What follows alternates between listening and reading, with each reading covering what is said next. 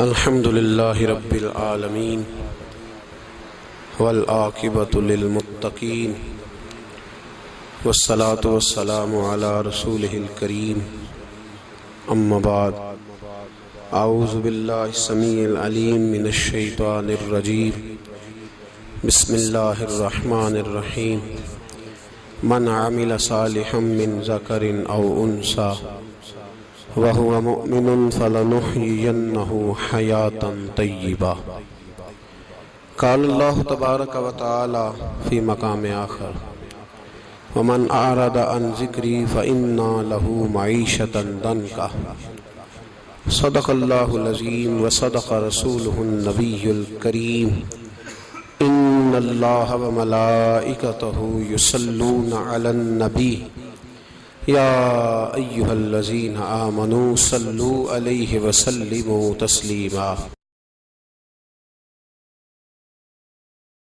اللهم صل على سيدنا ومولانا محمد معدن الجود والکرم وآلہ وصحبہ وبارک وسلم۔ عزیز دوستو، انسانی زندگی اثرات لیتی ہے، اچھے اثر بھی ہوتے ہیں، برے اثر بھی ہوتے ہیں۔ انسان کو موسم کا اثر بھی ہوتا ہے، انسان پر اس کے خاندان کا اثر بھی ہوتا ہے، انسان پر صحبت کا اثر بھی ہوتا ہے۔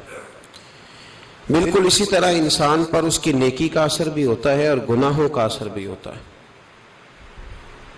نیکی دل کو سکون دیتی ہے، گناہ انسان کو پریشان کر دیتے۔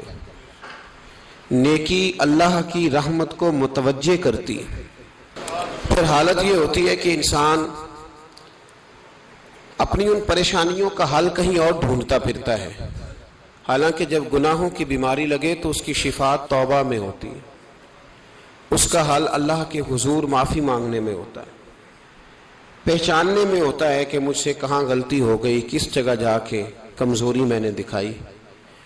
ہر انسان اچھی، ٹھنڈی، خوبصورت، سکھ والی زندگی چاہتا ہے۔ اللہ کریم نے سورہ نحل کے اندر ارشاد فرمایا من عمل صالحا من ذکر او انثی، فرمایا جو بھی اچھے عمل کرے، چاہے مرد ہو چاہے عورت ہو، وہو مؤمن، شرط یہ ہے کہ مومن ہو، فلنحیینہ حیاتا طیبہ، فرمایا ہم اسے پاکیزہ زندگی عطا فرما دیں گے، حیات طیبہ دے دیں گے اسے، پاکیزہ زندگی۔ شرط کیا ہے؟ من عاملہ صالحا، نیک عمل کرے۔ کون سے عمل کرے؟ اٹھنا بیٹھنا، کھانا پینا، چلنا سونا جاگنا محتاط ہو اس کا، وہ نیکی کرے۔ قرآن پاک کے لفظوں کے حسن پر غور فرمائیے گا، فرمایا فَلَنُحْيِيَنَّهُ حَيَاتًا طَيِّبًا، ہم ضرور اسے پاکیزہ زندگی عطا فرما دیں، صاف ستھری زندگی، معیاری زندگی، خوبصورت شب و روز، آئیڈیل زندگی جس کو لوگ کہیں گے، وہ والی زندگی اسے دیں گے۔ اور دوسرے مقام پر سورہ طٰہٰ کی آیت نمبر 124 میں فرمایا وَمَنْ أَعْرَضَ عَنْ ذِكْرِي، جو ہمارے ذکر سے منہ پھیرے گا، جو ہمارا کھا کے چہرہ کسی اور طرف کرے گا، جو چلے گا ہماری زمین پر لیکن توجہ کسی اور طرف ہوگی، آسمان کی چھت ہماری بنائی ہوئی لیکن اس کے خیالات کہیں اور ہوں گے، فَإِنَّ لَهُ مَعِيشَةً ضَنْكًا، فرمایا ہم اسے تنگ زندگانی عطا کر دیں گے، اس کی زندگی تنگ ہو جائے گی، اس کی معیشت تنگ ہو جائے گی۔ گناہ زندگی کو تنگ کر دیتے ہیں، نیکی زندگی میں آسانی پیدا کرتی ہے۔ آپ کو اگر زندگی میں سکون چاہیے ہو تو آپ کسی غریب کی خدمت کر کے دیکھیں، اللہ کتنا سکون عطا کرتا ہے۔ آپ بڑے پاورفل بھی ہیں، بڑے طاقتور بھی ہیں اور بڑے باوقار بھی ہیں، لیکن کسی کو گالی دے کے آپ کا دل کبھی ٹھنڈا نہیں ہوگا، تکلیف ہوگی، اس کے اندر آزمائش ہوگی۔ ڈاکٹر ریسرچ کرتے ہیں، ڈاکٹر وہ کہتے ہیں گناہ کرنے سے آدمی جسمانی طور پر کمزور ہوتا ہے، لیکن وہی عمل اگر وہ بطور نیکی کرتا ہے تو اللہ اس میں اسے قوت عطا فرماتا ہے، اسی عمل میں اللہ اسے قوت عطا کر دیتا ہے۔ میں صرف اشارہ دے رہا ہوں، اس بات کی تفصیل میں نہیں جانا چاہتا، میرے عزیز یہ یاد رکھیں کہ نیکی آپ کو سکون دے گی، نیکی آپ کو ٹھنڈا کرے گی۔ اللہ تبارک و تعالیٰ نے قوموں پہ عذاب نازل کیا، اور قرآن مجید فرقان حمید نے ان قوموں کے تذکرے بیان فرمائے۔ بھائی کس لیے بیان کیے؟ کہ ہم عبرت حاصل کریں، ہم یہ غور کر لیں کہ یہ کام ہم نے نہیں کرنا، اس کام سے ہم نے بچنا ہے، ہم نے غور کرنا ہے کہ یہ چیز ہمارے اندر۔ لوگ کہتے ہیں نہیں جی نہیں، ہم پہ یہ عذاب نہیں آئے گا، بالکل نہیں آئے گا، اس میں شک نہیں۔ پر اللہ نے بیان کس لیے کیا تھا؟ بیان کیا قرآن مجید معاذ اللہ کسی ایسی چیز کا بیان کرتا ہے جس کی ضرورت نہ ہو؟ قرآن پاک نے ایک ایک حرف ایسا بیان کیا جس کی مسلمان کو ضرورت تھی۔ قوم نوح کا ذکر فرمایا قرآن پاک نے۔ حضرت نوح علیہ السلام کی قوم کو حضرت نوح علیہ السلام نے 1500 سال سمجھایا ہے۔ 15، کچھ لوگوں نے 950 سال لکھا ہے نا، اعلیٰ حضرت نے لکھا 1500 سال عمر ہوئی حضرت نوح علیہ السلام کی۔ اللہ تعالیٰ بندے کو جلدی سزا نہیں دیتا، بلکہ قرآن مجید میں ایک جگہ رب کریم اس طرح بھی فرماتا ہے کہ جب بندے مجھے بھول جاتے ہیں تو میں ان کے لیے نعمتوں کے دروازے کھول دیتا ہوں۔ بندہ سمجھتا ہے کہ میں کچھ تو ہے نا کہ میرے اندر کہ میں جدھر جاتا ہوں خیر ہی خیر ہو جاتی ہے، وہ سمجھتا ہے کہ میری عقل ہے، حالانکہ اللہ اسے ڈھیل دیتا ہے۔ اللہ اسے ڈھیل دیتا ہے۔ گناہوں کی سزا کے 3 طریقے ہیں۔ ایک ہے متنبع کرنا، تنبیہ کرتا ہے اللہ، بندہ متنبع ہو جاتا ہے، یہ اللہ کا بہت بڑا احسان ہوتا ہے۔ ایک ہوتا ہے مہلت دینا، اور ایک تیسرا ہوتا ہے اللہ خفیہ تدبیر کرتا ہے۔ تھوڑا سا سمجھیے گا، انسان پر کوئی آزمائش آئی، فوراً اس کی چھٹی اس نے کہا کہ وہ فلاں جگہ غلطی کی تھی تب ایسا ہوا ہے۔ ہوتا ہے نا کئی دفعہ، آواز آتی ہے نا اندر سے، چلیں بول دیں کچھ نہیں ہوتا آپ کو، اللہ جانتا ہے یہاں کوئی کچھ نہیں کہے گا آپ کو، اور ہماری تو ویڈیو بھی نہیں گھومتی، یعنی خبر بھی نہیں ہو کہ کس نے ہاں کر دی کس نے نہ کر دی۔ آپ بغیر ٹینشن کے بات چیت کریں، آج کچھ نہیں ہوتا انشاءاللہ تعالی۔ آتی ہے اندر سے آواز؟ میں آپ سے اس لیے ان چیزوں کی تصدیق کراتا ہوں کہ باقیوں کو بھی آتی ہے کہ نہیں، اس لیے تصدیق۔ کبھی کوئی کسی جگہ انسان پریشان ہوتا ہے تو محسوس کرتا ہے کہ وہاں مجھ سے ہوتا ہے نا جی، جس کو یہ نصیب ہو جائے بڑا خوش نصیب آدمی ہے۔ حضرت مولا علی فرماتے ہیں اگر تجھے دنیا میں سزا مل گئی تو بچ گیا ہے، سمجھ پھر اللہ کرم کرے گا، آخرت میں سزا نہیں دے گا۔ اور یہ یاد رکھ لے، وما اصابکم من مصیبت فبما کسبت ایدیکم ویعفو عن کثیر۔ اللہ فرماتا ہے دنیا میں تجھے جو بھی تکلیف پہنچتی ہے وہ تیرے ہاتھوں کے کرتوتوں کی وجہ سے پہنچتی ہے۔ ویعفو عن کثیر، فرمایا کثیر گناہ تو میں ویسے ہی معاف کر دیتا ہوں۔ یہ جو تیری زندگی میں دکھ ہے نا، یہ بھی میری قلیل سزائیں ہیں۔ یہ کثیر پر سزا، یہ قلیل ہے، قلیل یہ جو تمہاری زندگی میں تکلیفیں۔ انسان کو سزا ملتی۔ حضرت فضیل بن عیاض رحمۃ اللہ تعالی علیہ گھوڑے پہ بیٹھے تھے، گھوڑا شرارت کرنے لگ گیا، اچھلنے لگ گیا، کودنے لگ گیا، تو حضرت فضیل بن عیاض نیچے اترے، ایک کونے میں جا کے نماز کی نیت باندھ لی، 2 رکعت نماز پڑھی، پھر دیر تک استغفار پڑھتے رہے، روتے رہے، دعا کرتے رہے، واپس آئے۔ خادم عرض کرنے لگے حضور سمجھ نہیں آئی، گھوڑے نے تھوڑی سی شرارت کی، وہ بدکا ہے، آپ نے اس کو چھوڑا ہے اور چھوڑ کر کے آپ نماز میں لگ گئے۔ تو حضرت فضیل بن عیاض فرمانے لگے جب بندہ اللہ کی نافرمانی کرتا ہے نا تو جو چیزیں اس کی فرما بردار ہوتی ہیں وہ اس کی نافرمانی کرنے لگ جاتی۔ تو مجھے محسوس ہوا تھا کہ میں نے کہیں اللہ کی نافرمانی کی ہے، اس لیے ایسا ہوا ہے کہ میرے گھوڑے نے میری، تو میں توبہ کرنے لگا ہوں، اور اب دیکھتا ہوں بیٹھ کے بھلا کیا ہوتا ہے۔ میں نے سچی توبہ، حالانکہ مجھے یاد نہیں کہ میں کہاں بولا، پر کھری اور سچی توبہ کی۔ دوبارہ گھوڑے پہ بیٹھے تو گھوڑا بالکل صحیح ہو کے ساتھ چلنے لگ گیا۔ میرے بھائی، جب یہ تنبیہ ہے اللہ کی طرف سے، یہ متنبع کیا جاتا ہے کہ تو بعد آ جا۔ بہت ساری جگہوں پہ انسان کو وقتی طور پر اگر سزا مل جائے، نبی پاک علیہ السلام کی خدمت میں ایک صحابی آئے، بات مضبوط کر دوں، واقعہ سنایا ہے نا تو کچھ لوگ سمجھتے ہیں کہ یہ واقعہ ہے، تو میں ایک حدیث پاک امام بہقی کی لکھی ہوئی عرض کرتا ہوں۔ نبی پاک علیہ السلام کے ایک صحابی آئے اور ان کا سر پھٹا ہوا تھا، خون بہ رہا تھا۔ سرکار نے فرمایا کیا ہوا؟ عرض کی حضور ایک عورت جا رہی تھی، میری نظر پڑی، ابھی نظر پڑی ہے کہ میرے آگے ستون آ گیا تو میرے سر پہ لگ گیا۔ نبی پاک صلی اللہ علیہ وسلم نے فرمایا تیرے لیے خوشخبری ہے، اگر دنیا میں تیری غلطی کی تجھے سزا ملی ہے تو پھر رب تجھے قیامت میں سزا نہیں دے گا. پھر اللہ قیامت میں سزا، بعض گناہ ایسے ہیں جن کی یہاں بھی سزا ملے گی اور وہاں بھی ملے، لیکن میرے بھائی پہلی بات یہ ہے کہ اللہ تعالیٰ اس غلطی کی یہی سزا دے لے اور دعا فرمائے اللہ تبارک و تعالیٰ یہاں بھی معافی عطا فرمائے وہاں بھی معافی عطا فرمائے، اللہ درگزر ہی فرمائے. لیکن میرے بھائی ایک تو یہ سزا، ایک سزا یہ ہوتی ہے کہ انسان جب گناہ کرنے لگتا ہے تو اللہ نعمتوں کے دروازے کھولتا ہے، مہلت دیتا ہے. 500 سال تک فرعون کو مہلت دی. کتنے؟ یہاں جو 5 سال حکومت کر لیتا ہے وہ کہتا ہے سب سے قابل میں ہی ہوں، مجھے مہلت جو ملی ہوئی ہے. 500 سال مہلت دی اللہ تعالیٰ نے. اور فرعون کی قوم پر پتہ عذاب کس طرح کے آئے تھے؟ ٹڈیاں مسلط کر دی اللہ نے. یہ گھومتی نہیں چھوٹی سی، ہم اپنی زبان میں اس کو کچھ لوگ مختلف ناموں سے یاد کرتے ہیں، کوئی مکڑی کہتا ہے، کوئی کچھ کہتا ہے. مسلط کر دی، جاتی نہیں. ان پر بنی اسرائیل کے ان مقابل جو فرعون کی قوم تھی ان پر الزام اس طرح کا عذاب آیا کہ مینڈک مسلط کر دی اللہ تعالیٰ. برتن کھولتے تھے اندر مینڈک نکلتا تھا. دنیا کی ہر دوائی استعمال کرتے تھے لیکن مینڈک نکل آتا تھا. تھوڑا سا سمجھا کریں چیزوں کو. ہمارے رنگ نہیں زیادہ گورے کہ ہم پر عذاب نہیں آتا. کوئی بہت زیادہ اللہ تعالیٰ معاف فرمائے دولت نہیں جمع کرا بیٹھے شاہی خزانے میں کہ ہم سے پوچھا نہیں جائے گا. یہ مہلت ہے، مہلت کو مہلت سمجھو. پھر جب پکڑ آتی ہے نا اللہ کریم کی، میں نے دیکھا ہے کروڑوں روپیہ، 6 اولادیں. ایک شخص کے بچے باہر سے آ رہے تھے، وہ بندہ بیمار تھا. مجھے کہنے لگا حضرت جی دعا کریں میں ان کے آنے سے پہلے مر جاؤں ورنہ آ کے مجھے مار دیں گے. دعا کریں. اتنی بے سکونی، کروڑوں روپیہ پڑا ہے تو یہ عذاب نہیں؟ کوئی ضروری ہے کہ پتھر ہی برسیں گے تو سمجھ آئے گی؟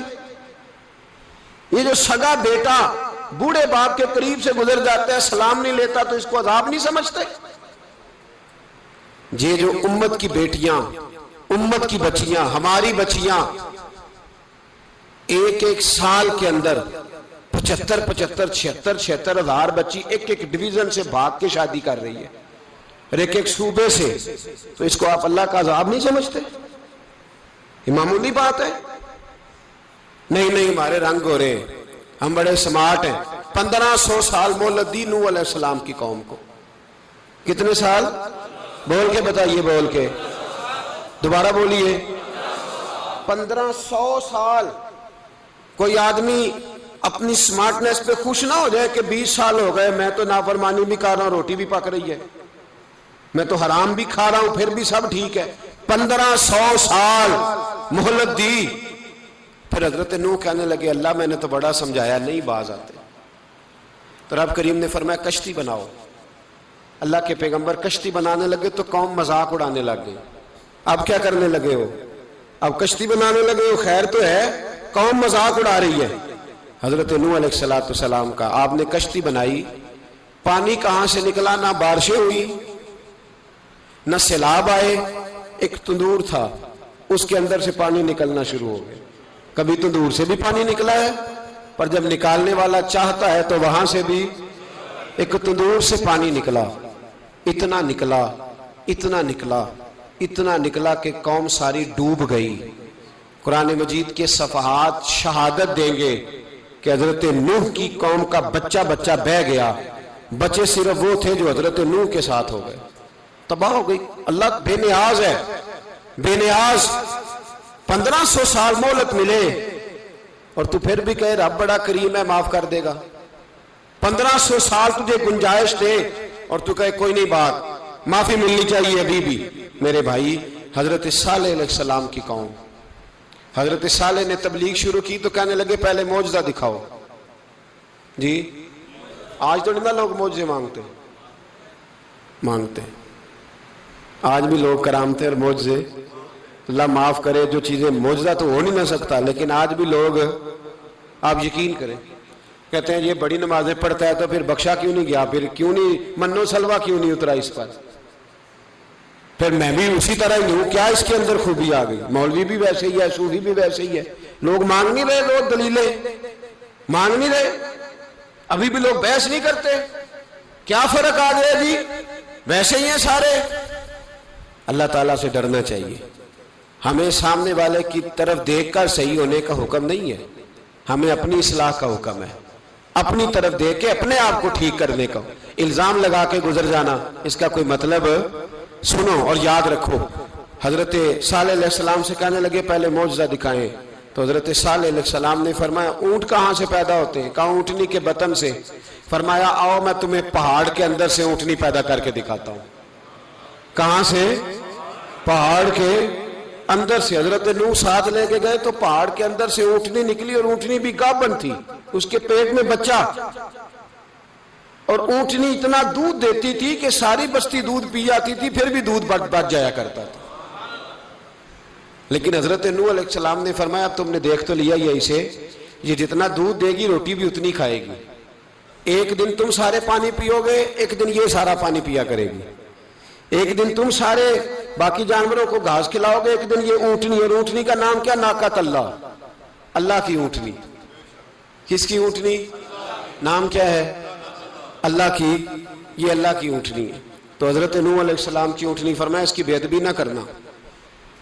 باز نہیں آئے لوگ، باز نہیں آئے، کہنے لگا جی دودھ دینا تو ٹھیک ہے، پر یہ جو سارا پانی پی جاتی ہے نا یہ صحیح نہیں، یہ جو ساری گھاس کھا جاتی ہے یہ نہیں ٹھیک، دودھ دینا تو ٹھیک ہے پر یہ نہیں صحیح۔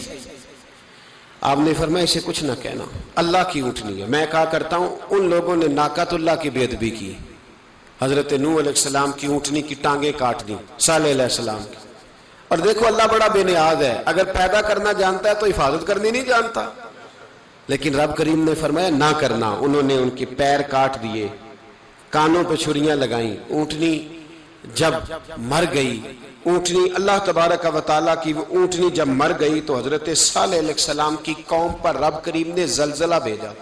اذا زلزلت الارض زلزالہا، جب زلزلے آئیں گے اور جب ان کا زلزلہ آنا زلزلہ آتا ہے نا، کیا کرتی ہے قوم؟ لا الہ الا اللہ، لا الہ الا اللہ، کلمے جاری ہو جاتے۔ بلکہ ایک دفعہ ایسا بھی ہوا کہ مسجدوں میں اعلان ہونے لگے زلزلہ آ رہا ہے، جو فجر کے لیے نہیں اٹھے زلزلے کے لیے وہ بھی اٹھ گئے، جن کا دعویٰ ہے نا میری سویرے آنکھ نہیں کھلتی، ان کی لگی نہیں کتنے گھنٹے، بعد میں بھی نہیں لگی، ٹی وی پہ اعلان ہوتے رہے کوئی نہیں آ رہا سو جاؤ چپ کر کے، لیکن آنکھ لگی۔ موت سے تو ڈرتا ہے، اللہ سے ڈرتا ہی نہیں، موت کا خوف ہے رب کا نہیں۔ زلزلہ آیا ساری قوم تباہ ہو گئی۔ بتاؤ اگر ناقۃ اللہ کی گستاخی ہو تو اللہ ناراض ہو جاتا ہے، اور اگر اولیاء اللہ کی ہو، اگر اولیاء اللہ کی ہو تو رب ناراض نہیں ہوتا؟ شرم نہیں آتی لوگوں کو داتا صاحب کی بے ادبی کرتے؟ شرم نہیں آتی لوگوں کو غوث اعظم کی گستاخی کرتے؟ حیا نہیں آتی جنہوں نے دین پھیلایا ان کی بے ادبی؟ میں درد سے کہتا ہوں، رو کے کہتا ہوں، اور اگر کلیجہ پھٹ سکے تو میں دکھاؤں زخم کتنے۔ ایک حج کے موقع پر ایک بابا جی، اس سال 4,80,000 روپے کا پرائیویٹ حج تھا، اور بابا جی کی کیفیت کمزور تھی، بیچارے بیمار تھے، اس کے باوجود وہ گئے۔ بوڑھے آدمی، جا کے بیٹھیے، بزرگ، اور کتنی مشکل ہے وہاں منا، مزدلفہ، عرفات، طواف زیارت، کتنا مشکل کام ہے طواف زیارت کرنا، طواف وداع کرنا۔ کس کٹھن سے حج کیا، بڑھاپے میں پیسے بھی لگائے، اور جب وہ روضہ رسول پہ گئے صلی اللہ ہو، اور انہوں نے جا کے نبی پاک صلی اللہ علیہ وسلم کے روزے کی طرف منہ کر کے درود شریف پڑھا تو ایک ملا نے اٹھ کے کہہ دیا تو مشرک ہے۔ تو میری روح کانپی، میں نے کہا تجھے شرم نہیں آئی، حیا نہیں آئی؟ اس کی عمر دیکھ، کس بڑھاپے میں کہاں سے چلا، کہاں آیا۔ یہ مشرک ہوتا تو کسی مندر میں جاتا، یہ مشرک ہوتا تو کسی گرجے میں جاتا، یہ مشرک نہیں، یہ مومن ہے، اور یہ وہ والا مومن ہے جس کے سینے میں دل جب دھڑکتا ہے تو خالی دھڑکتا نہیں، ساتھ وہ محمد عربی پہ درود و سلام بھی پڑھتا ہے۔ شرم نہیں آتی لوگوں کو؟ اتنی بڑی گستاخی کرتے ہیں۔ جو روضہ رسول پہ آیا مشرک ہے۔ میں نے تو ایک مولوی کو صاف صاف کہا تھا، میں نے کہا اگر میں مشرک ہوں تو نکالو، مشرک کا داخلہ تو یہاں ویسے ہی منع ہے۔ شرم نہیں آتی؟ اپنی زبان کا ایک پاس کرو کچھ۔ اتنا ظلم، اتنی بڑی فرقہ واریت امت میں، اتنا امت کو تقسیم کرتے ہو، تمہیں شرم نہیں آتی؟ جہاں سے اتحاد کا پیغام دینا چاہیے وہاں سے تم لوگوں کو فرقے کا پیغام دیتے ہو، ایک مقصود فرقے کی تبلیغ کرتے ہو. خدا را تو میں کہہ رہا ہوں ناقت اللہ کی بے ادبی پہ عذاب آتا ہے تو اولیاء اللہ کی بے ادبی پہ نہیں آتا. داتا صاحب ساری زندگی تبلیغ کرتے رہے، ایک آدمی نے اٹھ کے کہہ دیا جناب وہ تو شرک کا اڈا ہے، تو رب کریم ناراض نہیں ہوتا ان باتوں سے؟ ہمیں خیال کرنا چاہیے، اللہ سے ڈرنا چاہیے. ان چیزوں سے عذاب آتا ہے اور آ رہا ہے. اللہ تعالی ہمیں محفوظ فرمائے. اللہ ہمیں اس سے، قوم لوط پہ بھی عذاب آیا. ہم جنس پرستی، مرد مردوں سے بدکاری کرتے. حضرت نوح نے سمجھایا کہ یہ کام درست فطرت کے خلاف ہے، یہ کام درست نہیں. جب انسان یہ کام کرتا ہے تو زمین اور آسمان کانپتے ہیں. اب میں کیسے کھول کے بتاؤں، میرے پاس اعداد و شمار ہیں کہ پاکستان کے اندر اس کام کی کیفیت کیا ہے اور کس طرح کر کے لوگ، میں تو رونا روتا رہتا ہوں داڑھی کا. لوگ کئی دفعہ کہتے ہیں حضرت صاحب پہلے بھی آئے تھے تو داڑھی کی بات، پھر بھی آئے تو داڑھی کی بات. تو میں رونا روتا ہوں، اس لیے روتا ہوں کہ جو کلین شیو نوجوان ہوتا ہے وہ امرد کے حکم میں ہے، اس پر وہی حکم لگتا ہے جو عورت پہ لگتا ہے. اس کے ساتھ مرد کا اٹھنا بیٹھنا اسی طرح ناجائز ہے جس طرح عورت کے ساتھ. حضرت جنید بغدادی رحمت اللہ تعالیٰ علیہ کے سامنے ایک شخص نے کہا وہ کتنا خوبصورت نوجوان جا رہا ہے، تو آپ فرمانے لگے تو حافظ قرآن نہیں؟ کہا ہاں. فرمانے لگے جا اپنے حفظ کی خیر بنا. وہ شخص کہتا ہے میں نے اس بغیر داڑھی والے کلین شیو نوجوان کو بری نظر سے دیکھا، مجھے قرآن پاک ہی بھول گیا، سارا قرآن پاک بھول. اور کتنے سال میں دعائیں کرتا رہا، بیت اللہ کے طواف کرتا رہا، میں یاد بھی کرتا تو نہیں ہوتا. کیسے اب تو ہمارا نعت کہاں بیوٹی پارلر سے ہو کے آتا ہے، ہم کسی اور کو کیا پیغام دیں؟ وہ پیغام، وہ نظام، وہ طریقہ کار جس کا حکم تھا شریعت میں. قوم لوط پر عذاب آیا. صحیح بیٹھتے ہوں گے بچے جو موٹر سائیکلوں پہ بیٹھتے ہیں. میں نے گجرانوالہ کی سڑکوں پہ بچوں کو، نوجوانوں کو جو تماشے کرتے سرے عام دیکھا ہے تو مجھے ڈر لگتا ہے. اور کوئی روکنے والا نہیں، شغل ہو رہا ہے، ہنس رہے ہیں اور سامنے عورتیں بھی ہیں، سب ہو رہا ہے. کتنی تکلیف کی بات. حضرت نوح کی قوم یہ کام کرتی تھی، قرآن پاک نے بیان کیا ہے. حضرت نوح نے سمجھایا، فرمایا رب کریم نے تمہیں اپنی خواہش پوری کرنے کے لیے جائز طریقہ عطا فرمایا، عورتوں سے نکاح کرو، اور اس نکاح کی برکت سے جو اللہ تمہیں اولاد دے گا اس کو اللہ تبارک و تعالیٰ تمہارے لیے باعث بخشش بھی فرمائے گا. لیکن جب قوم نہ مانی تو جو قوم میں لوط کا عمل کرے اس کا علاج قرآن نے بیان فرمایا کہ آسمان سے پتھر برسیں گے. پھر پتھر برسے اور جن کے بڑے بڑے اچھے دماغ تھے ان کے دماغ چکنا چور کر دیے گئے، تباہ کر دیے گئے، ان کے دماغ زمین پر بچھاڑ دیا گیا. اللہ مہلت دیتا ہے لیکن اس کا مطلب یہ نہیں کہ انسان توبہ ہی نہ کرے. حضرت شعیب علیہ السلام کی قوم پر بھی عذاب آیا، اس لیے کہ بددیانتی کرتی تھی، ناپ تول میں کمی کرتی تھی. میں نے کہا تھا شب قدر کی رات کہ یہ کوئی تماشا ہے کہ شب رات آئی تو ساری رات روتے رہے یا اللہ معاف کر دے، یا اللہ معاف کر دے، رو رو کے چیخے مار مار روئے. شب قدر آئی تو پھر چیخے ماری، ساری رات روئے. تو جس بندے کا پروگرام ہی نہیں سویرے بدلنے کا، دکان پہ بیٹھ کے پھر وہی ناپ تول میں کمی، پھر وہ اللہ تعالیٰ معاف کرے. میں ایک مضمون پڑھ رہا تھا تو وہ فوڈ کے اسپیشل لوگ تمہیں لکھا تھا مہربانی کرو ملاوٹ ہی اچھی چیز کی کر لو، مرچ میں کیری تو نہ ملاؤ اینٹوں کی، وہ تو بیمار کرتی ہے، وہ تو خون کی آنتوں کو روک دیتی ہے. وہ کہنے لگا، اور وہ کہتا ہے میں تمہیں بتاتا ہوں کون کون سی چیز ملائی جا سکتی ہے، وہ ملا لو. خدا را اس قوم پہ رحم کرو، مہربانی. ایک دوست ہے ہمارے، میں وزیر آباد میں ان کے گھر بیٹھا تھا تو ایک میڈیکل، میرا کسی شخص پہ اعتراض کرنے کا میں مجموعی بات کرتا ہوں. میں ایسے ڈاکٹروں کو جانتا ہوں جو اللہ تعالیٰ فضل کرے سچ مچ کے نیک ہیں، اچھے لوگ. تو بچے کا میڈیکل سٹور ہے تو والد بیمار ہو گیا تو وہ کہتا ہے ابا جی ڈاکٹر صاحب نے کہا آپ کو ڈرپ لگنی ہے. تو سگے باپ کو ڈرپ لگانے لگا تو باپ کیا کہتا ہے پتر تیری مہربانی مینوں کوئی اصلی لائی، وہ نہ لائیں جڑی لوکاں نو لانا ہے. اب وہ پیار سے سنا رہا ہے بات. میں نے اسے کہا کہ یہ تو ڈوب مرنے کا مقام ہے نا، ڈوب مرنے کا مقام، کہ جس ملک کے اندر دوائی بھی صحیح نہ بکے، اصلی نہ ملے دوائی بھی، اور پھر وہ قوم کہے کہ ہم نے تو پورے روزے رکھے. ہم نے تو بڑا صدقہ اور خیرات کیا، دوائی بھی اصل نہ ملے۔ جناب شعیب علیہ السلام کی قوم ناپ تول میں کمی کرتی تھی، تو اللہ تبارک و تعالیٰ نے ان پر بتا عذاب کس طرح کا بھیجا، شدید گرمی ہوئی۔ اللہ ہمیں محفوظ فرمائے، سارے آمین کہہ دیا۔ دیکھیں کتنا اچھا موسم کر دیا رب کریم، اللہ ہمیں محفوظ فرمائے، اللہ رحمت فرمائے۔ شدید گرمی کی لہر آئی، باہر اتنی گرمی ہوئی کہ لوگ اپنے گھروں میں گھس گئے۔ جس طرح سورج کی شعائیں گھروں کے اندر داخل ہو جاتی ہے، اس طرح گرمی کی لہر اندر داخل ہوئی، اور جس طرح کسی کو آگ لگ جائے تو وہ آدمی اچھلتا کودتا ہے نا، اس طرح یہ لوگ اچھلنے لگے اور اچھل کود کے مر گئے۔ جرم کیا تھا؟ ناپ تول میں کمی کرتے۔ حضرت داؤد کی قوم بھی تباہ ہوئی، جرم کیا تھا؟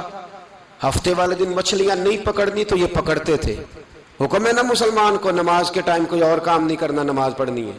میرا خیال ہے مسلمان تو فٹافٹ آ جاتے ہیں، سارے ہی پہنچ جاتے ہیں نا مسجدوں میں۔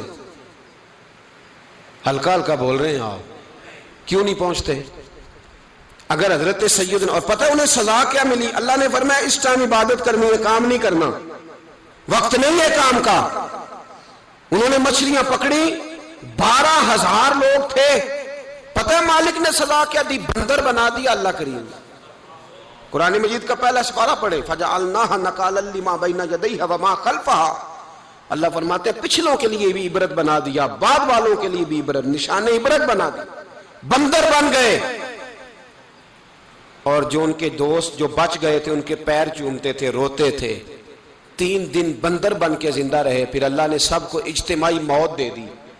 تو اگر مسلمان سے اللہ کہے کہ نماز کے ٹائم کاروبار نہیں، جمعے کے ٹائم کاروبار، تو مسلمان کہتا ہے نہیں مجھے مہلت ملی ہوئی ہے۔ یہ تو اس وقت پتہ چلتا ہے نا جب بچے ڈیوٹی لگاتے، ہاں ہاں ہاں عذاب آتا ہے، اس وقت پتہ چلتا ہے۔ میں نے دیکھا یہ منظر، اس وقت پتہ چلتا ہے جب بچے کسی ملازم 6,000 کے کی ڈیوٹی لگاتے، کہتے ابے کا دھیان رکھنا، ہم دکان پہ بیٹھنے لگے۔ پھر اسے سمجھ آتی ہے اگر میں نماز کے ٹائم مسجد میں ہوتا تو آج میری اولاد میری خدمت میں ہوتی۔ میں نماز کے ٹائم مسجد نہیں گیا تو بچوں نے 6,000 کا ملازم بٹھایا ہے، ابا جی کا خیال رکھ، ایک نرس بلائی ہے، تو خیال رکھ۔ کدھر ہوتے ہیں مسلمان نماز کے ٹائم؟ ایک عیسائی نے اعتراض کیا ہے، سنیں، وہ کہتا ہے مجھے لگتا ہے مسلمانوں کے 3 خدا ہیں۔ مسلمان اڑ گیا، کہنے لگا نہیں ہمارا تو ایک ہے، کہا نہیں 3 ہے، معاذ اللہ استغفر اللہ، ہمارا ایک ہے۔ کہنے لگا نہیں میں ثابت کرتا ہوں، ایک تمہارا خدا 5 نمازوں کا ہے، ایک رمضان کا ہے، ایک عید کا ہے۔ لگتا ہے معاذ اللہ عید والا زیادہ تگڑا ہے، تم زیادہ آتے ہو۔ رمضان والا لگتا ہے اس سے کچھ کمزور ہے، تم تھوڑے آتے ہو۔ اور 5 نمازوں والا شاید سب سے کمزور ہے۔ بات عقل کی ہے کہ نہیں؟ اس نے اعتراض ٹھیک کیا، تو مسلمان کو چاہیے نا خیال کرے۔ ایک یہودی نے لکھا تھا، اس نے کہا تھا جس دن مسلمانوں کی تعداد فجر کی نماز میں اتنی ہو گئی جس دن جتنی جمعے میں ہوتی ہے، اس دن نہ کوئی یہودی سازش کرے گا نہ کوئی عیسائی تلوار نکالے گا۔ شرط یہ ہے کہ یہ اسی طرح فجر پڑھنے آئیں جس طرح جمعہ پڑھنے آتے ہیں، تو پھر کوئی شخص بھی ان کو کسی جگہ شکست دے سکتا تو اپنے ہمارے گناہ ہمیں پریشان کرتے ہیں۔ یہ جتنی آزمائشیں ہیں ان کے پس منظر میں گناہ ہیں۔ ہماری زندگی کے اندر جتنی تکلیفیں، ہماری پریشانیوں کا سبب ہم خود ہیں۔ بہت ساری جگہوں پہ ہم غلطی کرتے ہیں، اس کی ہمیں سزا ملتی، غلطی کی سزا۔ ایک نوجوان نے مجھے بڑی گہری بات سنائی، میرا قریبی تعلق تھا، کہنے لگا گھر میں بڑا مسئلہ ہے، بڑی پریشانی ہے، ماں اور بیوی کا ماحول اتنا سخت ہو گیا ہے کہ نمٹ نہیں سکتا۔ آپ یقین کریں میں نے ڈیٹیل سے ساری چیز کو سٹڈی کیا، میرے پاس اتنا وقت نہیں ہوتا، پھر بھی میں نے اس فیملی کو پورا پڑھا، تو غلطی نوجوان کی نکلی۔ نہ اس پہ اماں اعتبار کرتی ہے نہ بیوی اعتبار کرتی ہے۔ اس نے جھوٹ بول بول کے اس طرح کی ماحول پیدا کر دیا ہے کہ کوئی اس پر اعتماد کرنے کو تیار ہے۔ اگر آپ ناراض نہ ہو تو ایک بات کروں، پتہ ہے گھر میں ماحول کب خراب ہوتا ہے؟ باہر والے ہماری تقریر سنتے ہیں، گھر والے ہمارا عمل دیکھتے ہیں۔ جب وہ دیکھتے ہیں نا کہ یہ کس طرح کا شخص ہے، اس کے رویے، اس کا کردار، اس کا لب و لہجہ کتنا برا ہے اور یہ کردار کا کتنا کمزور ہے۔ اعلیٰ حضرت فرمایا کرتے تھے نیک وہ ہوتا ہے جس کی تنہائی صاف ستھری ہوتی ہے، اس لیے ماحول بگڑ جاتا ہے۔ یہ جو ہم کہتے ہیں نا میرے سجن بڑے بنتے ہیں پھر ٹوٹ جاتے ہیں، کچھ لوگ ایسے ہوتے ہیں جو ان کے پاس جاتا ہے انہی کا ہو جاتا ہے، وہ کہیں اور کے قابل کیوں بھلا؟ اس لیے کہ ان کے کردار میں ٹھنڈک دیکھتا ہے، ان کے لب و لہجے میں مٹھاس دیکھتا ہے، اس شخص میں اتنی خوبصورتی دیکھتا ہے کہ اسی کا بن جاتا ہے۔ حضرت ابراہیم بن ادم کے پاس ایک نوجوان آیا، کہنے لگا میں گناہ کرنا چاہتا ہوں۔ فرمانے لگا بالکل کر، اللہ کا دیا ہوا رزق کھانا چھوڑ دے اور گناہ کر۔ کہنے لگا یہ نہیں ہو سکتا۔ فرمانے لگے چل پھر اس طرح کر، رب کی زمین پہ نہ رہ، کسی اور کی زمین پہ چلا جا۔ کہنے لگا یہ بھی نہیں ہو سکتا۔ فرمانے لگے چل اللہ کی چھت سے نکل جا۔ کہنے لگا یہ بھی نہیں ہو سکتا، تو آپ رو پڑے۔ فرمانے لگے پھر جناب اسرائیل جب آئیں تو ان سے کہنا مجھے 2-3 سال کی مہلت دے دے، پچھلی میری گناہوں میں گزر گئی، میں ذرا 3 سال عبادت کر لوں۔ تو وہ شخص بھی رونے لگا، کہنے لگا حضور وہ مہلت نہیں دیتے، وہ جب لینے آتے ہیں تو پھر لے کے اللہ تعالیٰ نے جب انسان بنانا چاہا نا تو جناب جبریل کو کہا مٹی لے کے آ زمین سے۔ حضرت جبریل نے مٹی پہ ہاتھ ڈالا تو باقی کی مٹی رونے لگ گئی، اسے جدا نہ کر۔ تو جناب جبریل چھوڑ کے چلے گئے۔ حضرت میکائیل کو بھیجا، مٹی لا، مٹی پہ ہاتھ ڈالا تو باقی کی مٹی رونے لگ گئی، چھوڑ کے چلے گئے۔ جناب اسرائیل کو بھیجا، مٹی پہ ہاتھ ڈالا تو باقی کی رونے لگ گئی، چھوڑ کے نہ جاؤ۔ تو حضرت اسرائیل فرمانے لگے تیرا رونا دیکھو کہ رب کا حکم دیکھو۔ وہ لے گئے، جب پیش کی تو رب کریم نے فرمایا اسرائیل جان نکالنے کی ڈیوٹی بھی تیری، تو مٹی کو لے آنا، باقی مٹی روتی بھی رہے تو روتی رہے، جب میرا فیصلہ آ جائے تو پھر اس میں کوئی گنجائش، ہم کھاتے بھی اللہ کا ہیں، نافرمانی بھی اس کی کرتے، زمین پہ بھی اس کی چلتے ہیں، نافرمانی بھی اس کی کرتے، حکم کسی اور کا مانتے، چھت پہ رب کریم کی رہتے، اس طرح نظام نہیں چلتا۔ میرے بھائی یاد رکھ لو، گناہوں کی سزا ملے گی، زندگی تنگ ہو جائے، یہاں بھی آزمائش ہوگی اور وہاں بھی۔ میں نے درس پہ کہا تھا، پھر بات کہتا ہوں، یہ میں اپنے لیے کہہ رہا ہوں، توجہ ہے میری بات پر۔ دعا فرمایا کرے کہ جو کچھ ہم نظر آتے ہیں اللہ ہمیں ویسا بننے کی توفیق بھی عطا فرما۔ اللہ ویسا بننے کی، یہ مشکل معاملہ ہے، مشکل۔ دیکھیں نا ایک آدمی سیاستدان ہے، اس نے بڑے اچھے نعرے لگائے، انقلاب آ جائے گا، میں غریب کا بھلا کر دوں گا، میں یتیموں کے سر پہ ہاتھ رکھوں گا، میں مجبوروں کی مدد کروں گا، میں دکھیوں کی مدد کروں گا، مزدوروں کو۔ اس نے اچھے اچھے نعرے سکھائے، اچھا اس نے پیغام دیا، اندر اس کے یہ تھا کہ اقتدار ملے گا تو مرضی کروں گا۔ لوگ اس کے گرد بھی گئے، اس کی گاڑی کے پیچھے بھی بھاگے، لوگوں نے اس کے نعرے بھی لگوائے، جیب سے پیسے لگا کے اس کے پوسٹر بھی شائع کیے، لوگ اس کے گرویدہ ہو گئے، لوگوں نے پوری، اور میری قوم نے تو بیچاری نے کئی دفعہ دھوکے کھائے۔ جس نے نعرہ لگایا غریب اسی کے پیچھے مسیحا بن کے چل پڑا، آج دھوکہ دے لیا، لوگوں کو پیچھے لگا لیا۔ یہ بتاؤ اگر راز کھل جائے، اگر راز کھل جائے کہ یہ دھوکہ دے رہا ہے، یہ فریب کر رہا ہے، تو لوگ اس کا کیا حال کریں گے؟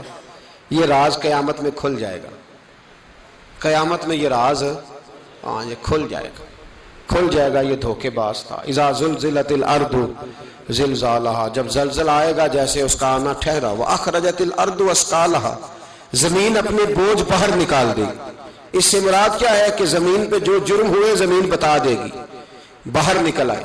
وقال الانسان ما لہا، انسان کہے گا اسے کیا ہوا، یہ تو سب کچھ بتا رہی، بوجھ باہر نکال دے گی۔ ایک آدمی پیر طریقت بن کے بیٹھ گیا، جبہ کبہ پہن کے بڑی پگڑی باندھ کے بیٹھ گیا، اچھی اچھی نیک باتیں بتانے لگا، لوگ اس کی دست بوسی کرنے لگے، ہاتھ چومنے لگے، پیچھے لگ گئے، خدمت کرنے لگے، جیب سے نذرانہ دینے لگے، اس کے نام پر لوگ اپنی جیب سے لنگر پکانے لگے، خانقاہ کی خدمت ہونے لگی، مہمان اس کے آتے، نوکری کوئی اور کرتا۔ میں نے کہا تھا شاید اپنے لیے کہہ رہا ہوں، ڈیوٹیاں لوگ کرنے لگے، حالات بدلنے لگے، لیکن اس کے اندر تو چور تھا، وہ تو دکاندار تھا، تو یہاں جو اس کے پیچھے لگے تھے وہ تو سچے تھے، انہیں تو اجر ملے گا، لیکن اس کا جب راز کھلے گا تو بڑی رسوائی ہوگی، اس کا جب راز کھلے گا تو بڑی۔ ایک میری طرح کا دیندار تھا، جو چہرے کا تو نیک تھا، اندر پتہ نہیں کیا کچھ تھا۔ ایک طوائف گزر رہی تھی، اس نے اس کو تبلیغ کر دی، کہنے لگا بس کر دے، سیانی بن جا۔ تو کسی دانشور میں لکھا ہے اس نے بڑا سخت جواب دیا اس عورت نے، کہنے لگی بابا میں تو جو ہوں وہ نظر بھی آ رہی ہوں، تو بتا جو تو نظر آتا ہے وہ تو ہے کہ نہیں؟ اس بندے نے چیخ ماری اور بے ہوش ہو کے گر پڑا. تو لوگوں نے کہا بابا آج کسی صوفی کا کلام سنا ہے جو بے ہوش ہو گیا؟ تو اس نے کہا نہیں، آج طوائف کی بات سنی ہے، طوائف کی. اور وہ عجیب بات کر گئی ہے، وہ کہہ گئی ہے میں تو جو ہوں میں نظر آ رہی ہوں، تو بھی تو بتا نا، تو بتا نا کہ تو دستار امامت پہنتا ہے.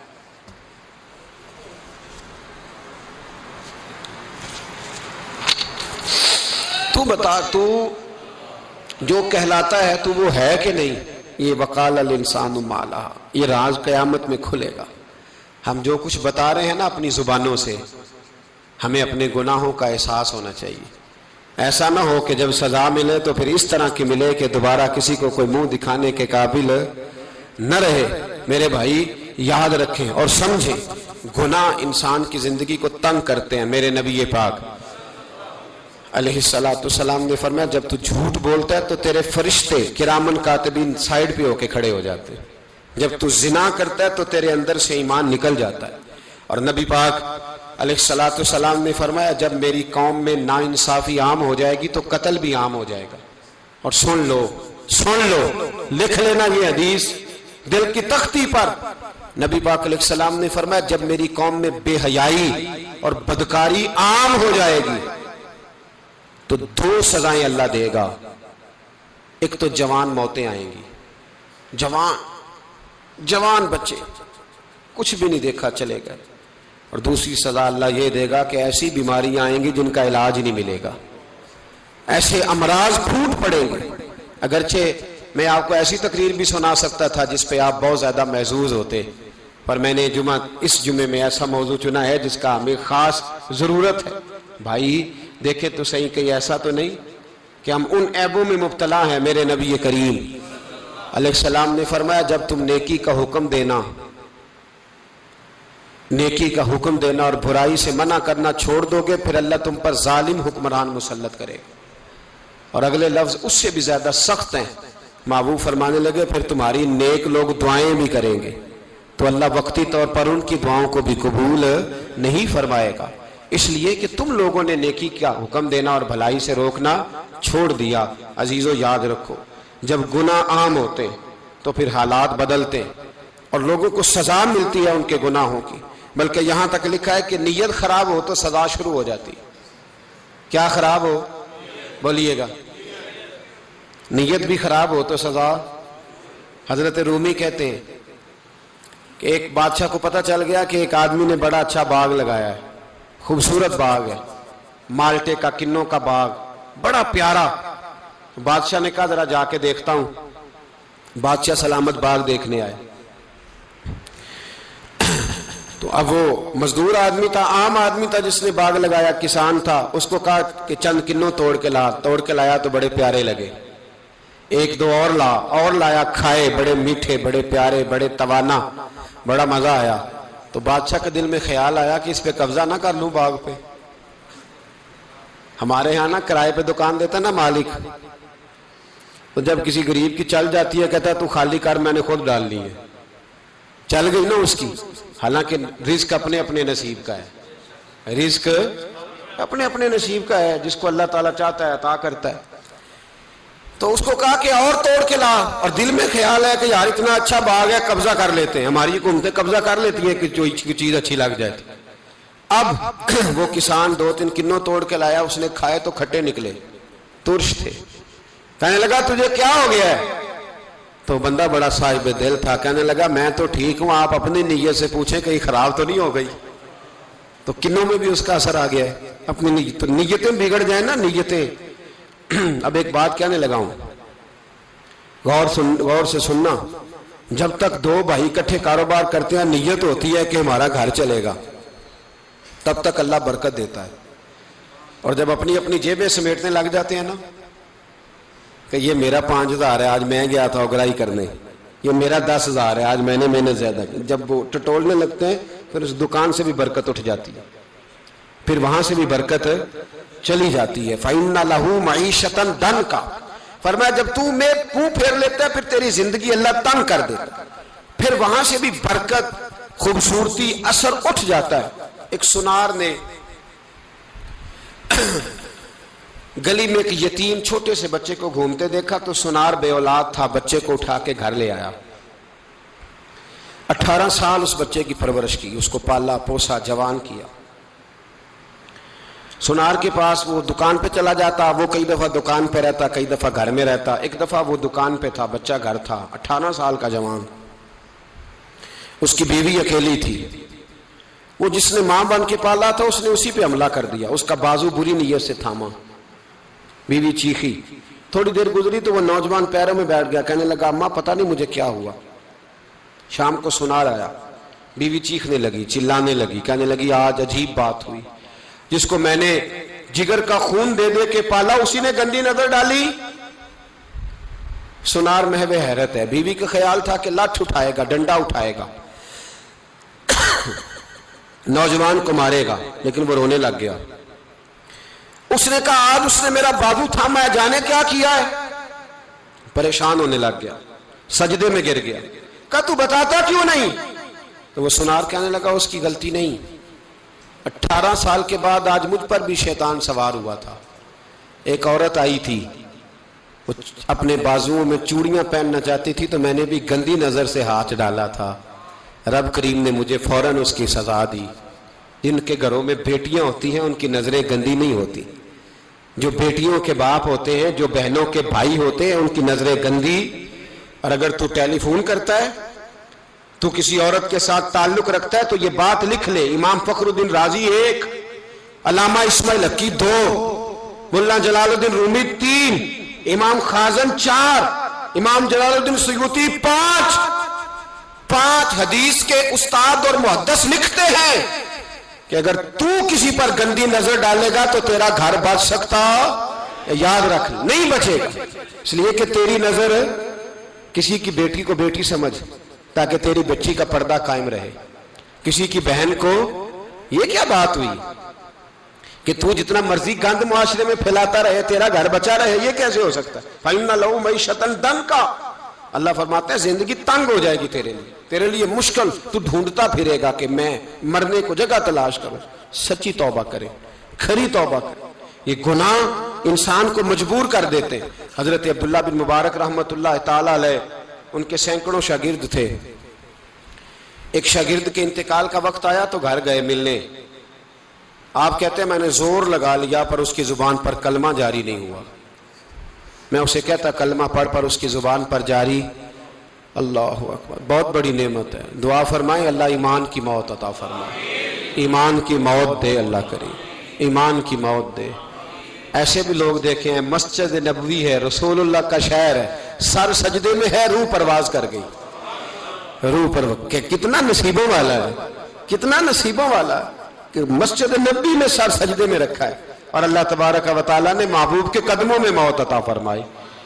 تو حضرت عبداللہ بن مبارک کہتے ہیں میں نے اس کو کہا کلمہ پڑھ تو اس کی زبان پہ جاری نہیں ہوتا۔ میں بار بار کہتا تو وہ منت کرتا، کہتا حضور میں کوشش کرتا ہوں جاری نہیں ہوتا۔ فرماتے میں پریشان ہو کے اٹھا، ابھی میں دروازے پہ پہنچا تھا، اس نے چیخ ماری اور روح پرواز کر گئی۔ بچے رونے لگے، بیوی رونے لگی، تو میں نے اس کی بیوی سے کہا کہ یہ جرم کیا کرتا تھا، اتنا بڑا پاپی پہ کلمہ جاری نہیں ہوا۔ اس کی زوجہ کہنے لگی حضرت جی 2 گناہ تھے اس کے، ایک تو یہ شراب کا عادی تھا، روکتی تھی باز نہیں آتا تھا، اور دوسری بات یہ کہ یہ اپنی اماں کا نافرمان تھا، وہ 2 گلیاں چھوڑ کے رہتی ہے، یہ کبھی ملنے نہیں گیا تھا، اس بوڑھی کا کلیجہ اس کی طرف سے بڑی تکلیف میں تھا۔ تو حضرت عبداللہ بن مبارک کہنے لگے جا تو بھی دعا کر اور اس کی ماں کو بھی کہہ دعا کرے کہ یہاں تو یہ کلمہ نہیں اسے نصیب ہوا، اللہ کرے اللہ آخرت کی منزلیں اس کی بہتر فرما دے۔ میرے بھائی ایسے گناہ، حضرت مالک بن دینار نے توبہ کی انہوں نے، کس طرح؟ فرماتے میں نشے کا عادی تھا، کسی نے مجھے کہا کہ بطور دوائی شراب پی لو تو میں نے پی لی، نشے کا عادی تھا، شراب پیتا تھا۔ اللہ تعالیٰ نے بڑی منتوں اور کوششوں کے بعد، منتوں کے بعد ایک بیٹی عطا فرمائی، وہ بھی 2.5-3 سال کی ہوئی تو پردہ کر گئی۔ کہتے میں اس کی قبر پہ بیٹھ کے گھنٹوں روتا، شراب کا عادی تھا، ایک دن سویا تو خواب دیکھتا ہوں کہ میرے پیچھے ایک بڑا سانپ لگ گیا ہے، اور سانپ جب منہ کھولتا ہے تو انگارہ نکلتا ہے. میں پھر دعا کرتا ہوں اللہ ہمیں معاف فرمائے، اللہ ہم سے درگزر. میں کچھ قبرستانوں میں جاتا ہوں تو میں وہاں سانپ بچھو پھرتے ہوئے دیکھتا ہوں، اور ڈر آتا ہے کہ ہم یہاں آنے والے ہیں.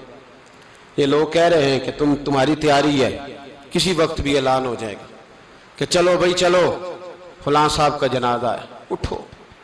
لوگ کہتے ہیں جلدی کرو، اور ایک کونے میں ایک شخص یہ بھی کہتا ہے کہ دیگ بھی رکھ لو، مہمان بڑے جمع ہو گئے. اور ایک کونے میں لوگ یہ بھی کہتے ہیں کہ برف ٹھنڈی لے آؤ، لوگوں نے پانی بھی پینا. پہلے اعلان ہوتا ہے کہ فلاں فوت ہو گیا، پھر اعلان ہوتا ہے جنازے کا ٹائم ہو گیا، پھر اعلان ہوتا ہے جنازہ اٹھایا جائے گا، اور پھر بات ختم ہو جاتی ہے. پھر کل من علیہ فان، پھر کوئی نہیں پوچھنے آتا. ختم ہو گئے، قصہ ہی ختم ہو گیا. ان لوگوں کی کہانی مٹ گئی، ختم ہو گئے.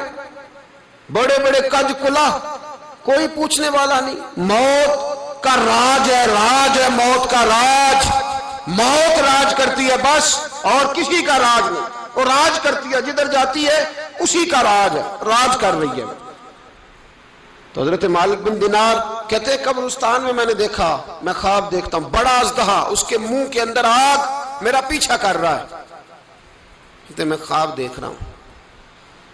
میں دوڑا، لیکن وہ اژدہا جب میں دوڑا تو میرے آگے آ کے کھڑا ہو گیا.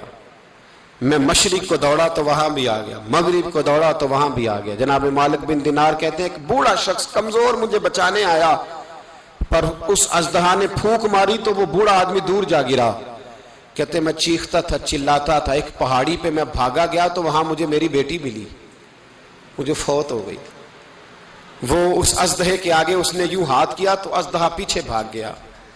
میں نے بیٹی کو گود میں اٹھایا، میں نے کہا بیٹی یہ کون تھا؟ کہنے لگی ابا یہ تیرا برا عمل تھا، یہ تیرا برا عمل تھا، یہ تجھے کھا جاتا اگر میں نہ ہوتی. تو کہا یہ بوڑھا جو مجھے بچانے آیا یہ کون تھا؟ کہا یہ تیرا اچھا عمل تھا، پر کمزور بڑا تھا، تھوڑا تھا، یہ تیرے برے عمل کا مقابلہ کرنے کی ہمت نہیں رکھتا تھا. حضرت مالک بن دینار کہتے ہیں میری بیٹی نے خواب میں میری داڑھی پکڑ لی اور کہنے لگی ابا میں چاہتی ہوں تو صحیح ہو جا، ایسا نہ ہو کہ پھر تیرے پیچھے یہ اژدہا لگ جائے. حضرت مالک بن دینار کہتے ہیں جب میں سو کے اٹھا تو میری داڑھی آنسوؤں سے بھری ہوئی. پھر اس کے بعد میں نے توبہ کی، اس طرح کی توبہ کی کہ پھر میں نے کوشش کی کہ دوبارہ میں اپنے رب کی نافرمانی نہ کروں. حضرت عبداللہ ابن عباس فرماتے تھے جو دنیا میں ہنس ہنس کے گناہ کرتے ہیں نا، ہنس ہنس کے جھوٹ ہنس ہنس کے بولتے، ہنس ہنس کے لوگوں کی غیبت کرتے، فرمایا یہ جو تمہیں ہنس ہنس کے گناہ کرتے نظر آتے ہیں ان کا رونا قیامت میں دیکھا نہیں جائے گا، ان کے آنسو قیامت میں دیکھے نہیں جائے. جو ہنس ہنس کے گناہ کرتے یہ روئیں گے. فَلْيَضْحَكُوا قَلِيلًا وَلْيَبْكُوا كَثِيرًا. رب فرماتا ہے زیادہ رویا کرو، کم ہنسا کرو. نبی پاک علیہ السلام روتے تو صحابہ کہتے حضور آپ اتنا کیوں روتے ہیں؟ تو محبوب فرماتے جو میں جانتا ہوں وہ تم نہیں جانتے. بھائیو قبروں میں اکیلے جانا ہے، کبھی غور کرنا، اکیلے کوئی بندہ ساتھ حساب دینے نہیں جائے گا. اماں بڑا پیار کرتی ہے لیکن قبر میں کبھی کوئی ماں بھی ساتھ دفن نہیں ہوتی. اپنا اپنا حساب دینا، مشکل وقت ہے، حساب کر لینا چاہیے، تیاری کر کے رکھنی چاہیے. گناہ اگر یہاں ہماری زندگی کو تنگ کریں گے تو وہاں بھی ہمارے لیے مشکلات پیدا کریں. نبی کریم علیہ السلام نے فرمایا ہے کہ اللہ بڑا مہربان ہے، اللہ بڑا کریم ہے، اللہ بڑا ستار ہے. اور یاد رکھو جب کوئی اس کی ریٹ کو چیلنج کرے، جب کوئی اس کے قانون کو توڑے، جب کوئی اللہ کی اعلانیہ نافرمانی کرے، پھر رب کریم کی غیرت کو، اس کے عدل کو جوش آتا ہے. توبہ کرے سچی، مسجد کی حاضری دیں پابندی کے ساتھ. میری آپ سے ہمیشہ یہ گزارش رہتی ہے کہ مسجد کی حاضری پابندی سے دیں. میں اپیل کرتا ہوں داڑھی رکھ لیں، یہ میرے نبی کا طریقہ ہے صلی اللہ تعالی علیہ. واپس آ جائیں. ہماری بقا نہ ہمارے دین میں ہے. کوئی نہیں ہمیں رکھے گا، کوئی نہیں رکھے گا، کوئی نہیں. میرا ایک دوست رات بتا رہا تھا کہ سعودی عرب میں ایک شخص نے 30 سال محنت کی، تو جب وہ مرا ہے وہیں اس کے گھر میں فون کیا تو اس کے گھر والوں نے کہا جناب آپ کو مشکل ہوگی ڈیڈ باڈی بھیجنے میں، وہیں دفن کر دیں، ہاں اگر اس کا کوئی پیسہ ہے تو وہ ذرا اکاؤنٹ میں بھیج دیں، بچیوں کو ضرورت ہے۔ او بھائی تو اکیلا جائے گا، تیرے لیے مشکل ہو جائے۔ اپنے بھی ساتھ یقین کریں، بچے دعائیں کرانے آتے ہیں، کہتے ہیں حضرت جی دعا کریں اللہ اماں کی سختی معاف کر دے۔ اس کا مطلب کیا ہے کہ اماں اب جائے، اب ہمارا نمبر آئے۔ بچے تو انتظار کر رہے ہیں کہ ابا جائے اور گدی پہ ہمارا نمبر آئے۔ تیاری ہے، اکیلے جانا ہے، اکیلے سخت سا مرحلہ ہے، اکیلے سارا کچھ فیس کرنا۔ آج توبہ کریں، وہاں کے کیڑے یہاں رہ کے ماریں، اپنے ساتھ ظلم نہ کریں۔ ہم اس قابل نہیں کہ وہاں جا کے مقابلہ کر سکیں۔ بچیں، اپنے آپ کو محفوظ کریں، بچائیں، حساب اپنا اپنا دینا ہے۔ کسی باپ نے اگر اپنے بچوں کو حرام کھلایا تو بچے تو نہیں کہہ رہے تھے نا کہ حرام لے کے آ، تو باپ نے حساب دینا، والد نے۔ لہٰذا مہربانی فرمائیں، اپنے اوپر رحم کھائیں، اپنے آپ کو سنواریں۔ آج جمعۃ الوداع ہے، توبہ کریں، اللہ کے نیک بندوں کی صحبت میں بیٹھا کریں، اچھی باتیں سنا کریں تاکہ دل نرم رہے۔ ان جگہوں سے بچیں جو گناہ کی طرف لے کے جاتی، ظلم سے، زیادتی سے، جبر سے بچیں۔ اپنے آپ کو اپنے رب کریم کی بارگاہ میں جھکا دیں۔ ہمارا کہیں اور گزارا نہیں، کوئی نہیں ہمیں پوچھے گا۔ اقبال رو پڑے آخری عمر میں، رو پڑے اور اللہ کی بارگاہ میں عرض کرنے لگے نہ جہاں میں کہیں بھی امان ملی، جو امان ملی تو کہاں ملی، میرے جرم خانہ خراب، تیرے عفو بندہ نواز میں۔ پناہ صرف اللہ رسول کی بارگاہ میں، باقی کوئی پناہ دینے کو تیار نہیں ہے۔ دعا کرتا ہوں اللہ کی بارگاہ میں اللہ ہمیں سچی توبہ کی توفیق عطا فرمائے۔ آخر دعوانا ان الحمدللہ۔